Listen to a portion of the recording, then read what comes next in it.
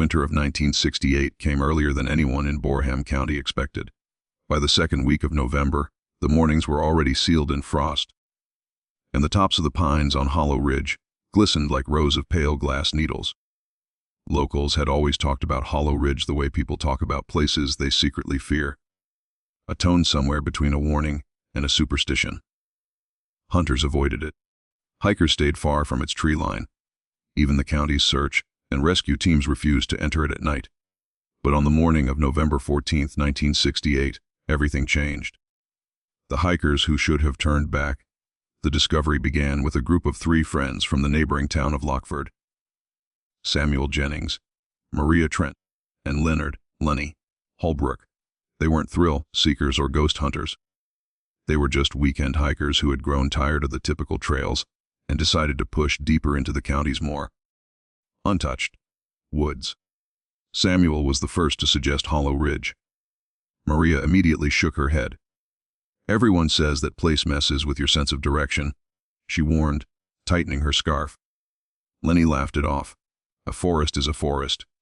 Old stories don't scare me."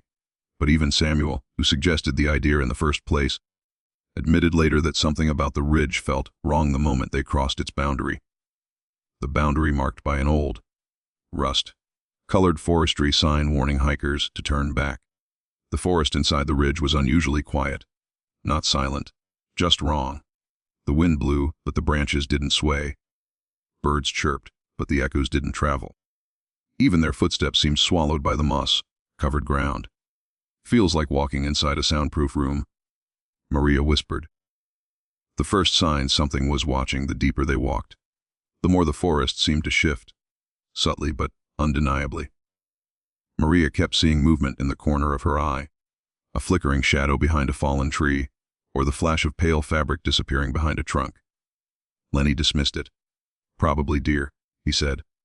But Maria wasn't convinced. "Deer don't watch you. Deer run." At one point, all 3 of them stopped at the exact same moment. Not because they saw something, but because they felt something. A pressure, like dense air or a sound too low to hear. It vibrated behind their ears, subtle but persistent. Samuel rubbed his hairline. "Anybody else feel that? Like a hum?" Lenny nodded, but brushed it off. "We're probably near a power line or something." There were no power lines in Hollow Ridge. The glade that shouldn't have been there. After several miles, the group stumbled into a clearing. Later, investigators would note that this clearing did not appear on any forestry maps before 1968, and would not appear again after the incident. It was a perfect circle. Not a natural circle, but one unnervingly clean and symmetrical, as if carved by something with intention. The grass inside the circle was dead, brittle, and completely flattened, as if something enormous had once rested there.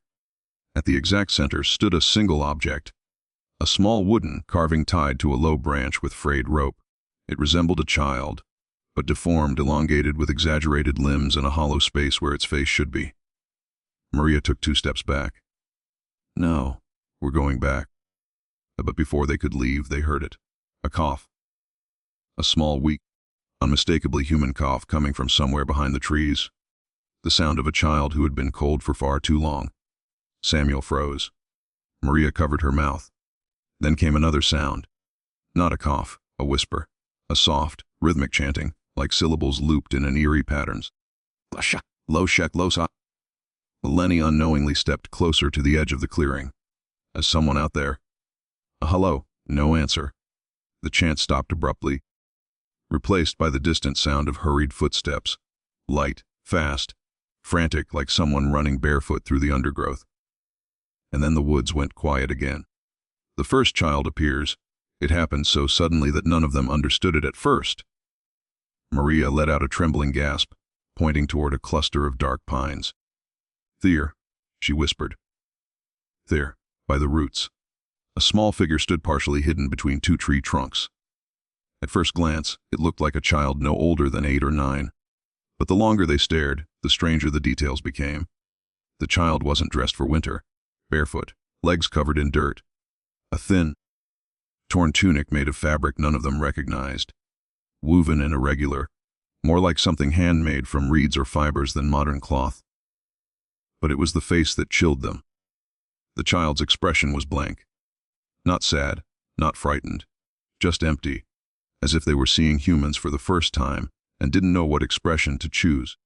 Maria tried a gentle approach. We're not going to hurt you. Are you lost? The child tilted its head, slowly, mechanical, and then it spoke.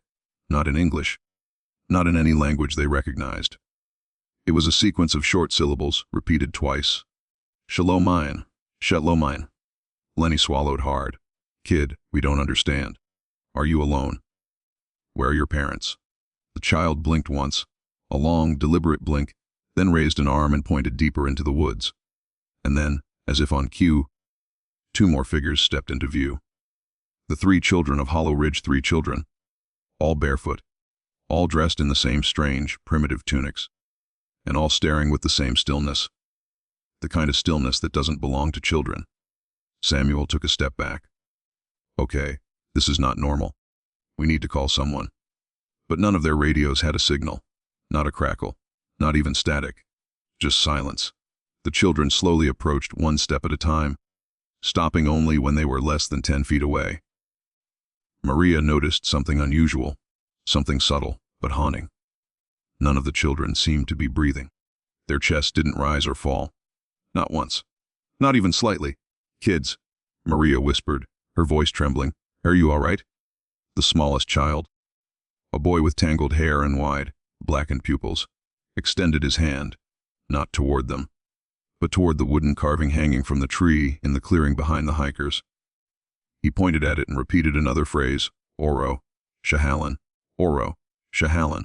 Lenny's voice cracked. What does that mean? Samuel didn't answer, because he didn't have time to. The collapse, the moment the smallest child finished speaking, he collapsed, silently, like a puppet whose strings had been cut. The other 2 children dropped moments later, bodies limp, eyes rolling back. Maria screamed and ran forward. Oh my God! They're freezing! They were. Their skin was ice cold, colder than the winter air around them. Samuel knelt beside one of them. Their pulses are slow, like barely there. Lenny hovered, panicking. We have to get help. But Maria didn't move. She was staring at something behind the children's collapsed bodies, something she hadn't noticed before. Their footprints. There weren't any. Not a single footprint in the snow, dusted dirt, as if they appeared out of nowhere. The children waked before they could process what was happening. The children suddenly inhaled, a sharp, unified gasp, as if all 3 shared one set of lungs and someone had just flipped a switch. Their eyes opened at the exact same time. Maria stumbled backward. What is happening? The children sat upright in perfect synchronization and looked toward the hikers. Not with confusion, not with fear, but with an eerie calmness. The oldest child pointed at Samuel's backpack, specifically the metal compass attached to the strap. The compass needle had been spinning wildly since they entered the clearing. The child whispered something, softly, almost pleadingly. No. My. Samuel felt his throat tighten. What do you want? The child didn't answer. Instead, he lifted his hand and placed it gently on Samuel's wrist. His touch was cold enough to burn, and then Samuel heard it, not out loud, but inside his head. A whisper, not human, not natural, something like a thought that didn't belong to him. Help us before it returns. He jerked his arm away, stumbling back. Did anyone else hear that? Maria nodded slowly, her eyes wide with terror. I did, but the child didn't speak. Lenny grabbed Samuel's arm. We need to leave. Right now. But it was too late. The sound that changed everything from deep within Hollow Ridge came a noise. Low, vibrating. Almost like the hum of an enormous machine buried underground. The trees trembled. The ground seemed to pulse. Even the air thickened, vibrating with an unnatural resonance. The children reacted instantly. Their faces twisted in fear. The first real emotion they'd shown. They scrambled to their feet, clutching one another, shaking violently. The youngest child looked up at Maria with wide, terrified eyes and spoke in broken English for the first time. It comes. Maria's voice cracked. What comes? Before the child could answer, every bird in the forest exploded into flight at once. thousands of wings beating against the sky. And then, without warning, the children bolted deeper into the woods, running faster than any child should have been able to run. Samuel yelled after them, but they were gone in seconds. The hum grew louder. The trees groaned. The forest seemed to tilt. The hikers didn't chase the children. They ran in the opposite direction. They ran harder than they had ever run in their lives. The call to authorities. By the time they stumbled out of Hollow Ridge and reached the nearest ranger outpost, Samuel was shaking. Maria was crying, and Lenny could barely speak. The rangers didn't believe them at first, until they led a search team back to the clearing. The wooden carving was still there, swinging lightly in the breeze. But the children were nowhere to be found. At least, not until the search party reached the far edge of the ridge, where the 3 barefoot children were finally found, standing silently beside an abandoned logging road, staring at the rescuers with blank, unblinking eyes. When the rescuers approached, the oldest child spoke softly. Shalom Mayan. Later, linguists, historians, anthropologists, and folk tradition experts would all try to decode those words. None ever succeeded. Because whatever language the children spoke, it didn't come from Hollow Ridge. It didn't come from Boreham County. The Hollow Ridge region had always carried the weight of forgotten history, but by 1968 most people in Boreham County only remembered the fragments. Whispers shared by grandparents. Fragments of warnings passed down without context.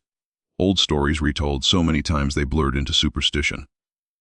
But long before those stories reached their watered-down version, before fear turned to legend, Hollow Ridge was home to a group of people who called themselves the Ridgeborn Clan, a community so secluded and shrouded in secrecy that even neighboring towns rarely saw them.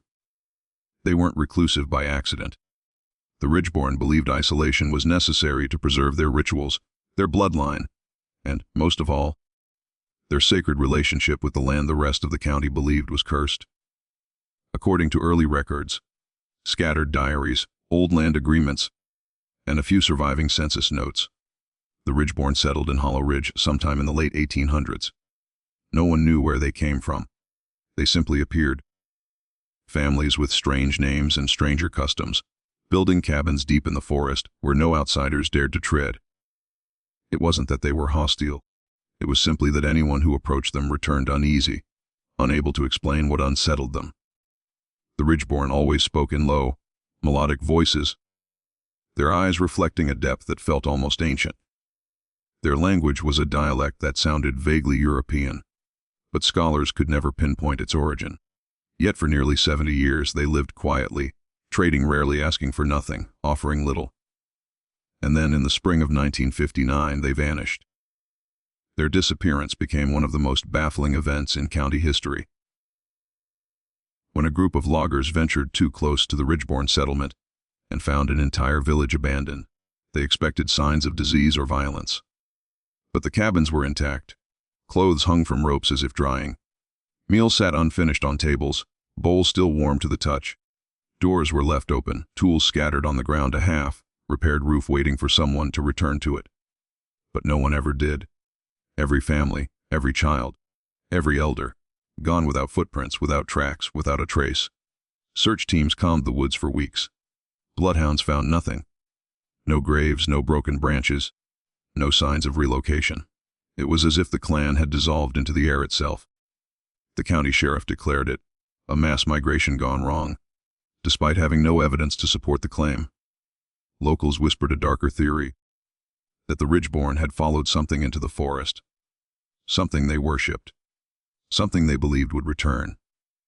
After the disappearance, Hollow Ridge became an off-limits region. The government placed unofficial restrictions on entering. Forestry researchers avoided mapping it, and the area grew untouched and increasingly dense. The old Ridgeborn cabins collapsed in on themselves over the years, swallowed by vines and moss, their roofs buried under decades of pine needles.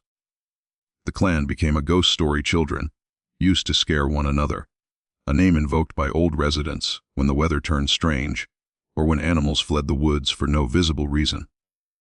But the fear never died completely. Even the oldest residents admitted in quiet tones that Hollow Ridge felt wrong ever since the clan vanished. as if the forest itself knew something it wasn't willing to share. When the three children were found in 1968, barefoot, silent, oddly dressed, and speaking a language no one recognized, the county had no choice but to reopen the files abandoned 9 years earlier. Suddenly, old stories resurfaced. Reports that the Ridgeborn children had always been different, unusually perceptive, sometimes seen wandering the woods alone at night without flashlights, unafraid of the dark. Their elders claimed the children could hear the ridge, a phrase that never made sense until Samuel, Maria, and Lenny reported the strange low hum vibrating through the forest on the day of discovery. There were also the symbols, carvings found on trees, stones, and the wooden idols the Ridgeborn placed throughout the woods. Those symbols reappeared in 1968, matching the exact patterns etched into the hospital's walls by the smallest child after rescue. The deeper investigators dug, the stranger the history became. A set of old diaries from a county botanist in the 1930s described visiting the Ridgeborn village to document their herbal practices. In her notes, she wrote about the clan's fixation on the mountain, caves located beneath the ridge, claiming the caves were the heart of their worship, and that the clan elders forbade her from entering. One line in her diary stood out. They believe the caves speak. Not metaphorically. They believe an entity within speaks to the children and guides them. She never returned after that visit. Another disturbing detail emerged from a 1924 sheriff's report detailing a missing hunter who vanished near Hollow Ridge. When authorities searched his camp, they found his journal. The last entry read, "I saw children in the trees tonight. Not standing on branches, standing on the vertical trunks, as if the trees held them." The sheriff dismissed the report as hallucination caused by hunger and exhaustion. Yet these accounts resurfaced again and again. Unexplained humming. Children with unusual behaviors, symbols carved into surfaces with impossible precision, lights seen deep in the woods where no homes or paths existed. But all of these stories were brushed aside, unable to be proven, fading into hearsay, until 1959, when the Ridgeborn vanished, and again in 1968. When the children reappeared as if stepping out of another world. What troubled investigators the most wasn't their language or their appearance, but their condition. Medical evaluations revealed anomalies no one could explain. Their body temperature remained several degrees lower than normal, even when wrapped in blankets and warmed rooms. Their heart rates were abnormally slow, sometimes dropping to levels that should have rendered them unconscious. Their pupils reacted strangely to light, expanding even under bright bulbs, shrinking under dim ones, behaving opposite of human norms. Doctors initially suspected malnutrition or hypothermia, but the children's internal examinations showed neither. They were malnourished, yes, but not nearly enough to explain their strange physiological traits. Their blood work contained markers that confused every lab technician who tested them. Some proteins resembled those found in remote indigenous populations. Others seemed completely alien to known human genetics. When two linguists attempted to decode their speech, they discovered the language contained patterns, not random, but structured. It had grammar rhythm and repeating syllabic clusters. But what alarmed them most was the underlying tone. The linguists claimed the children's speech carried harmonic frequencies beneath the audible sound, as if their voices produced two layers at once. One human, one impossible to identify. Authorities searched for family members but found nothing. DNA comparisons showed no match to anyone in the county, not even to the few records that existed from the Ridgeborn population before 1959. Yet older townspeople swore the children looked identical to the Ridgeborn. Same dark eyes, same angular cheekbones, same unusually pale complexions. One elderly resident insisted the smallest boy resembled a child she used to see playing near the cabin fields in 1955. But that was impossible. If that child had survived, he would have been nearly 20 by 1968, not 8 or 9 as he appeared. This discrepancy led to a new theory, one that investigators whispered among themselves, but refused to put in official reports, that the children hadn't aged normally. That wherever they had been for the past 9 years, time hadn't passed for them in the same way it passed for everyone else. Meanwhile, deeper research into the Ridgeborn clan uncovered details previously dismissed as folklore. Stories claim the clan performed annual rituals near the mountain caves. Not sacrifices, nothing violent, but ceremonies involving chants, symbols, and carvings placed around the woods. The chants they used matched, almost perfectly, the rhythm of the syllables the three children spoke in the hospital. But what they worshipped wasn't a god spirit or ancestor. According to scattered writings, they believed something lived inside Hollow Ridge. Something old. Something that communicated not through words, but through vibrations. Sounds too low for ordinary people to hear. They called it Shiloh, a name eerily similar to the phrase the children spoke, Shiloh-Mayan. Researchers who interviewed the last surviving relatives of the Ridgeborn, distant cousins who left the clan generations earlier, revealed that the Ridgeborn were forbidden from ever leaving Hollow Ridge. They believed the land claimed them at birth and held them until death. If a Ridgeborn child wandered too far, elders escorted them back immediately. Outsiders interpreted this as paranoia. But according to the relatives, it was something else entirely. The elders believed the land listened, watched, and waited. And the children were more sensitive to it, almost attuned. Some believed the youngest among the clan could hear the hum beneath the soil, the same hum Samuel, Maria, and Lenny encountered in 1968. The more investigators studied the history, the clearer the pattern became. The Ridgeborn weren't afraid of something in the woods. They were in partnership with it. Their rituals, carvings, chants, avoidance of outsiders, and strict prohibition on leaving the land all suggested a community maintaining a fragile pact. A pact that something disrupted in 1959.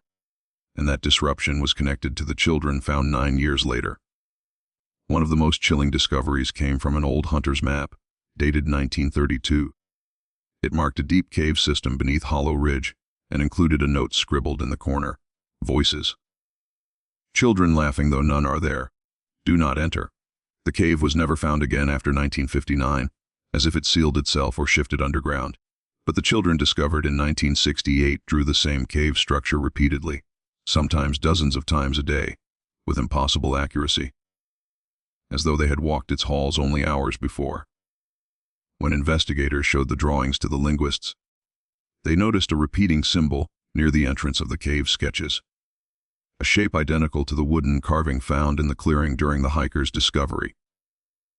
At that point, the county accepted the possibility they had tried to avoid. The three children were not just survivors of the Ridgeborn clan. They were the only connection to understanding what had truly happened in 1959. Their language, their strange health, their drawings, their apparent fear of the hum in the forest, all pointed to one conclusion the county was not prepared to face. The Ridgeborn didn't vanish because of starvation, migration, or disease. They weren't lost, they were taken, or they followed something. And the children who emerged in 1968 were the first clue. They didn't reappear by chance. They didn't wander into the woods accidentally. They returned because something brought them back. And whatever that something was, it wasn't finished. From the moment the three children, later identified only by the provisional names assigned to them in the hospital, were brought into the county medical ward, the staff sensed something was wrong. Not frightening, not supernatural, not dangerous, at least not at first impression.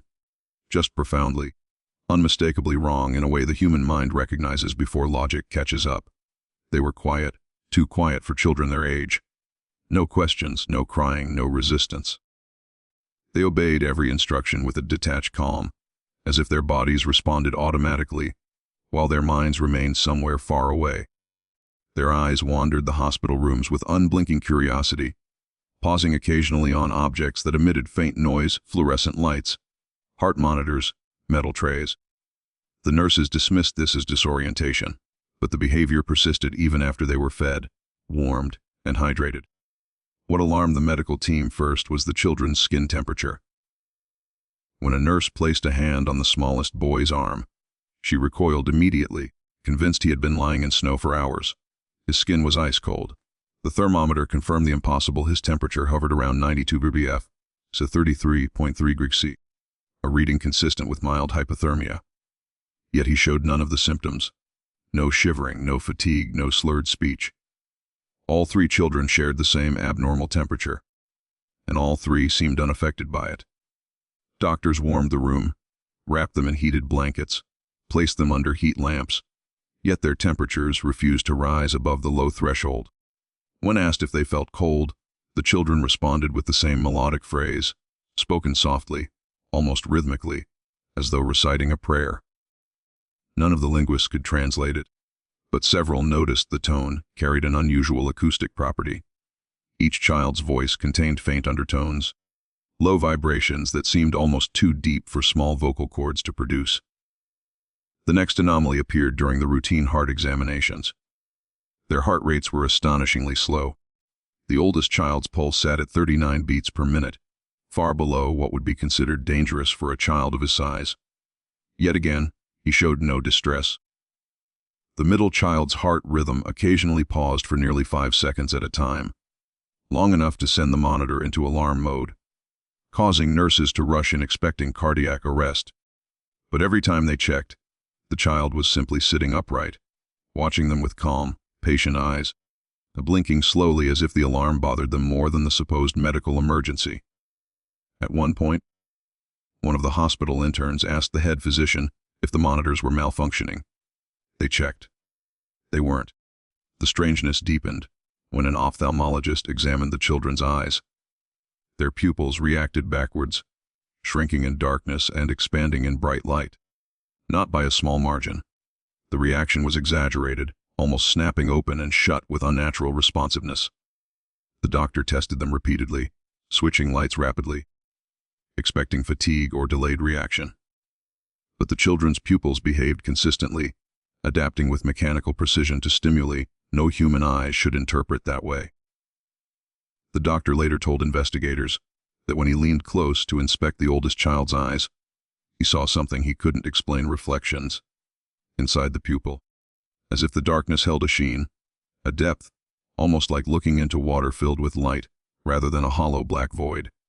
He withdrew immediately, shaken without knowing why. Stranger still was the children's sensitivity to certain sounds. The hospital was full of noises. Heels clicking on tile, doors shutting, carts rolling, machines whirring, yet none of those sounds bothered them.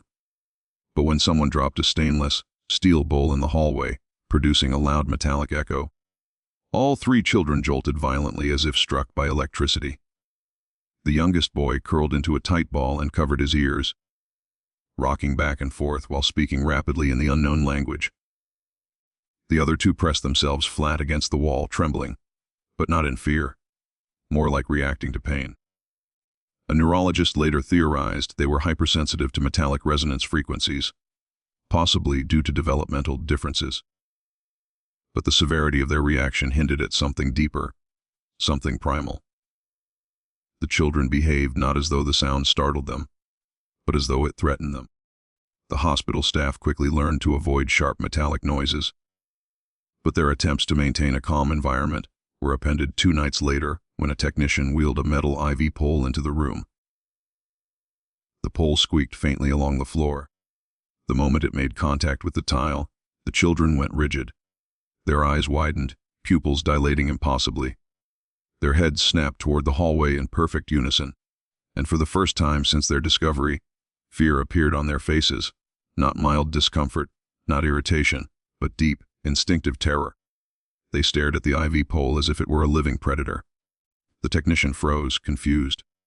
Then the smallest child whispered one word in a trembling voice. The first time any of them had spoken without rhythm: no. The pole was removed immediately. Their panic subsided within seconds, replaced once again by eerie calm. Blood tests revealed even more strange results. Their hemoglobin levels were normal, as were most electrolytes. But their DNA showed anomalies that baffled every lab. Certain markers matched none of the known genetic profiles in the region. Others resembled markers found in isolated indigenous tribes, studied decades earlier. And then there were markers that simply didn't fit anywhere. Patterns that shouldn't exist. Sequences that didn't align with human chromosomes. The laboratory attempted multiple REAT tests, convinced contamination had occurred. But each test produced the same data. One of the senior geneticists studying the samples reportedly muttered, "I don't know what these kids are, but they are not fully like us. It wasn't until the fourth night that the staff witnessed something that unsettled them deeply. At around 2 a.m., a nurse making her rounds noticed faint light flickering under the children's door. She assumed someone had left a lamp on, but when she opened the door, she froze. The children were awake, sitting cross-legged in a triangle on the floor, their hands resting on their knees. In front of them, drawn directly onto the tile with something that looked like charcoal, was a large symbol. Circular, intersected with geometric lines and small repeating strokes resembling runes. It matched the markings found in the Hollow Ridge caves decades earlier. But that wasn't what frightened her. The light wasn't coming from a lamp. It was coming from the symbol itself. The charcoal lines glowed faintly, pulsing as though responding to an unseen heartbeat. The children were chanting softly, their voices layering atop each other in 3 distinct pitches: high, medium, and low, creating vibrations that seemed to travel along the walls, making the room feel warmer and colder at the same time. The nurse stepped backward, unsure if she should call security or simply run, when she accidentally collided with the doorframe and made a small metallic clink. The children stopped instantly. Their heads turned toward her in perfect synchronization, the glowing symbol fading immediately. Their eyes locked on hers, emotionless but alert. She stammered an apology, though she didn't know why she felt the need to apologize. The children said nothing. After a moment, they returned to their beds without complaint, lying down and closing their eyes, as though nothing unusual had happened. The nurse later reported the event, though her superiors quietly removed the written incident from the records. The next morning, the glowing symbol was gone, erased perfectly from the tiles, without a single streak or smudge, as though the charcoal had never existed. The only proof was the nurse's trembling voice as she tried to convince the staff she hadn't hallucinated the entire thing. A specialist in child psychology visited shortly after, attempting to connect with the children through pictures, toys, and gestures. He brought dolls, blocks, crayons, and picture cards depicting common objects: trees, animals, flowers. The children showed little interest until he placed a drawing of a deer on the table. All 3 reacted instantly, whispering in their language, touching the picture with trembling fingers. Their whispers grew faster, the tones rising and falling as if describing something urgent. When the psychologist turned the page to a drawing of a cave entrance, they recoiled violently. The smallest child pushed the picture away, his face twisting with distress. Then he pointed at the cave drawing and shook his head repeatedly, saying the same phrase again and again in a terrified voice. The psychologist noted the phrase phonetically as an she norin, though no one knew what it meant. Later that afternoon, the oldest child took a crayon and began drawing on his own. At first glance, it looked like more cave systems: long tunnels, branching pathways, spiraling depths. But when the drawing was compared to old maps of Hollow Ridge, the resemblance was undeniable. He had drawn sections of the underground cave network with shocking accuracy, including areas never made public and believed to be forgotten. Exactly how a child supposedly living in the wilderness could map subterranean structures was beyond explanation. One of the neurologists conducted EEG tests on the children, expecting irregularities. What she found was even stranger: their brainwave patterns were synchronized. Not similar, synchronized, beating in unison like 3 instruments playing the same note. And whenever one child reacted to a sound or movement, the EEG spikes appeared in the other 2 children's charts simultaneously, even if they hadn't moved. It was as if the children shared a neurological connection, one that transcended physical interaction. More troubling was their reaction to silence. When the machines were turned off and the room fell quiet, the children became alert. Almost they sat upright, heads tilted, as though listening for something distant. Not something external, something internal. A vibration, a signal, a call. One evening, during a power outage caused by a local grid failure, the hospital hallways plunged into darkness. Emergency lights flickered on, casting long shadows. Within seconds, the children began whispering the same phrase repeatedly, their voices trembling, echoing faintly off the walls. A nurse approached to calm them, but when she entered the room, The temperature had dropped dramatically. Her breath formed clouds as she spoke. The children sat on their beds, eyes wide, as if waiting for something, or someone, to arrive. Then, unmistakably, from somewhere deep within the hospital, a low hum resonated through the floors. It lasted only a moment, but it was identical to the hum the hikers had heard in Hollow Ridge. The same subterranean vibration that seemed to come from beneath the earth itself. When the lights returned moments later, the children fell silent, lying down as though nothing had happened. The medical team didn't understand it then, but they documented everything. Every anomaly, every unexplainable behavior, every reaction that hinted the children were more connected to Hollow Ridge than to the world of humans. But the most disturbing discovery came on the 6th day, when researchers attempted to scan the smallest boy's brain using early MRI equipment. The moment the machine powered on, emitting its low-frequency magnetic hum, all 3 children screamed. Not cried, screamed, their bodies contorting as if the noise tore through their bones. The MRI tech shut the machine off immediately, horrified. When the children finally stopped screaming, they collapsed into a deep, unnatural sleep, their breaths shallow, their eyes rolled back. 2 hours later, when they awoke, they spoke a new phrase, one not yet documented. They repeated it again and again until the linguists managed to transcribe it. Shalo-Nirin. Shalo-Nirin. One of the older linguists, a woman who had studied tribal myths for years, whispered her own interpretation. Something calls them. Something they fear, and something they belong to. But she was wrong. The children did not belong to it. They were made for it. And whatever it was coming. The investigation into the Hollow Ridge children had already drawn in more attention than the local authorities could manage, which is why the federal team was called in less than a week after the children were discovered. Officially, they were a special research division with expertise in anthropology, linguistics, and unexplained phenomena. Unofficially, they were a group the county sheriff referred to as the people you only see when something is deeply wrong.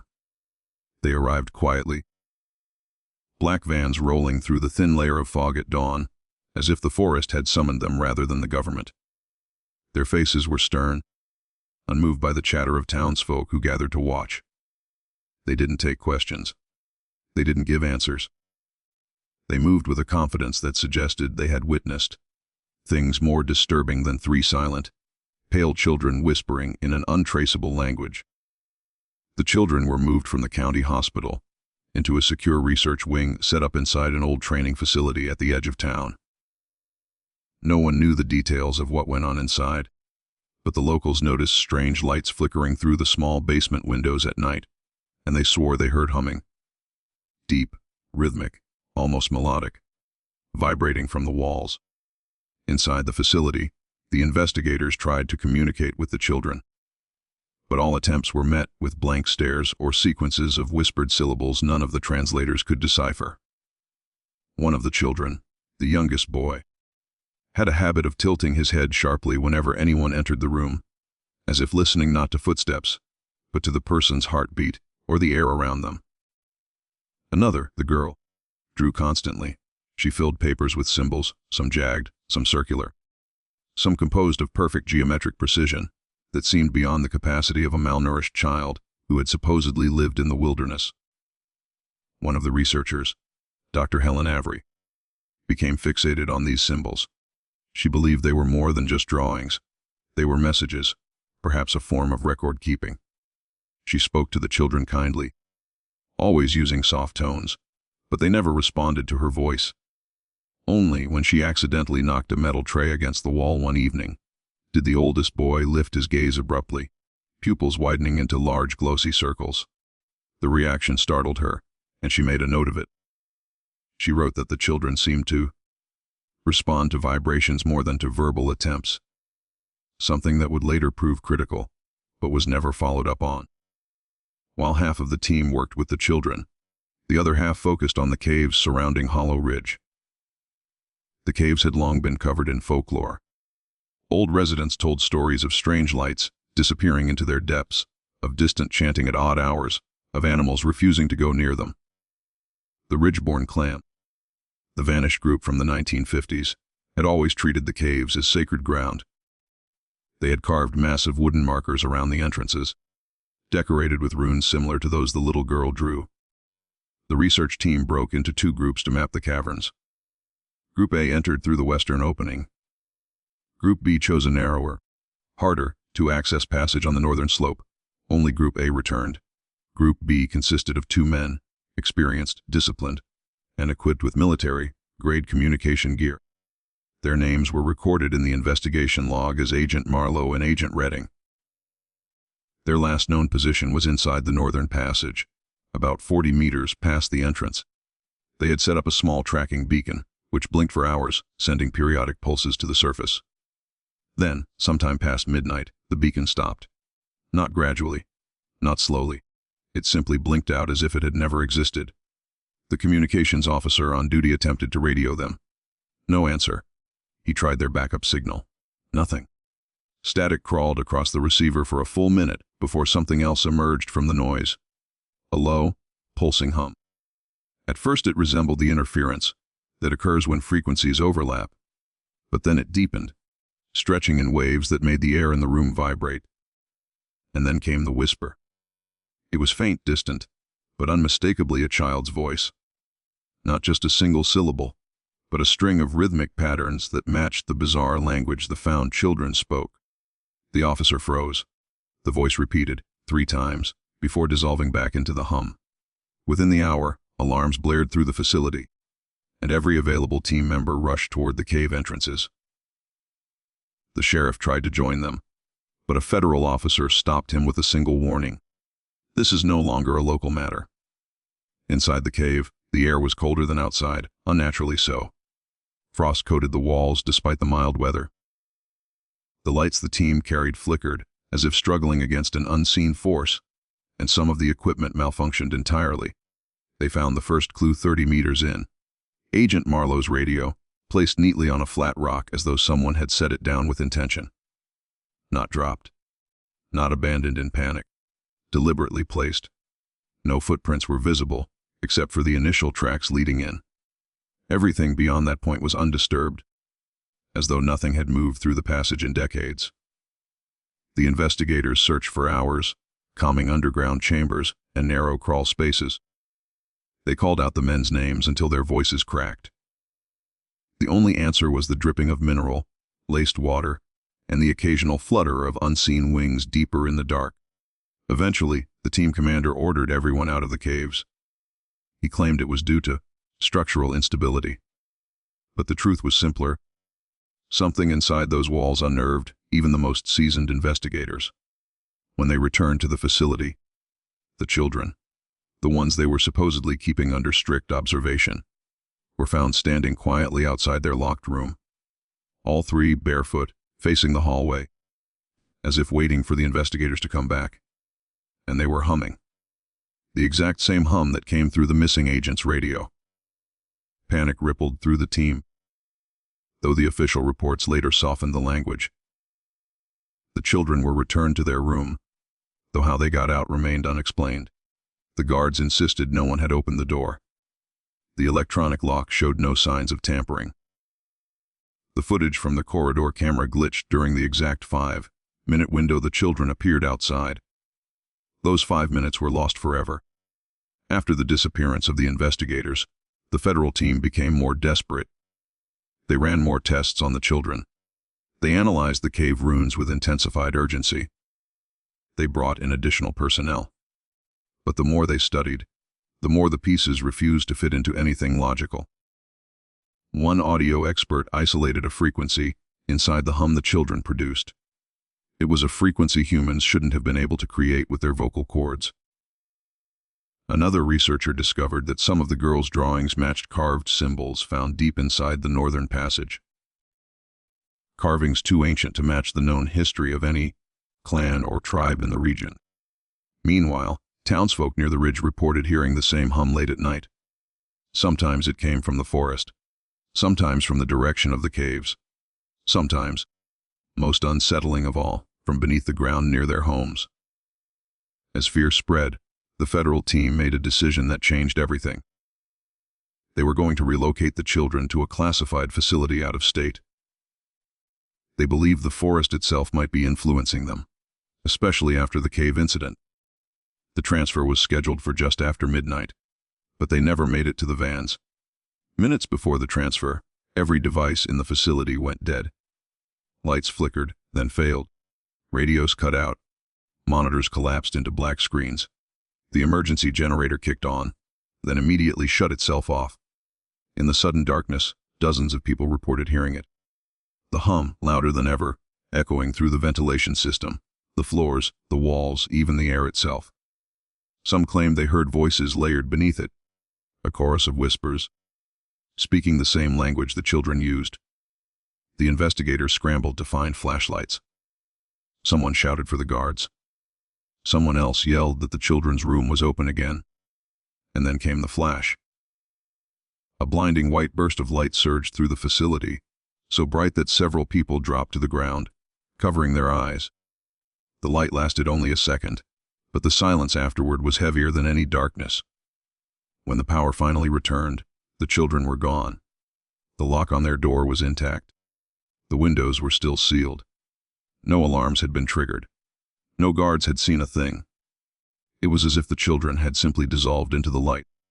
The official report stated they had escaped custody, though no explanation was given as to how 3 barefoot, malnourished children could vanish from a sealed room in a building full of federal agents.